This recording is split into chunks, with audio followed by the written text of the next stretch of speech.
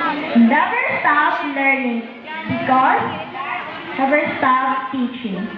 Welcome to our second honors convocation program. To start with, I'm requesting everyone to stand for our invocation to be voiced to us by Cyrene Shea Gisales, grade 7 Del Mundo, and to be followed by our national anthem to be conducted by Jessamine Enviado, grade 8 Pasture, followed by division hymn, tulunan hymn, and Minapan High School hymn to be played. Tayo lahat. Let's go.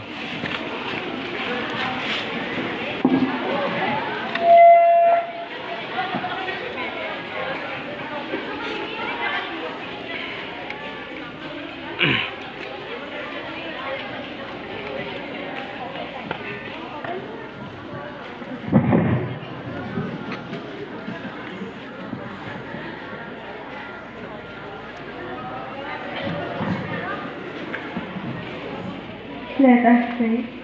God of grace, we open our hearts, minds, and soul to worship you.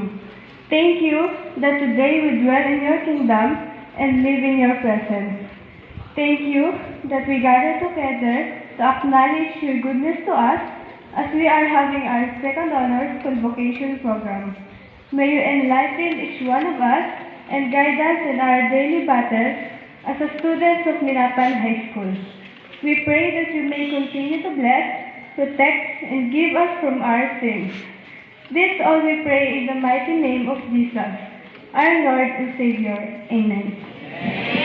Amen.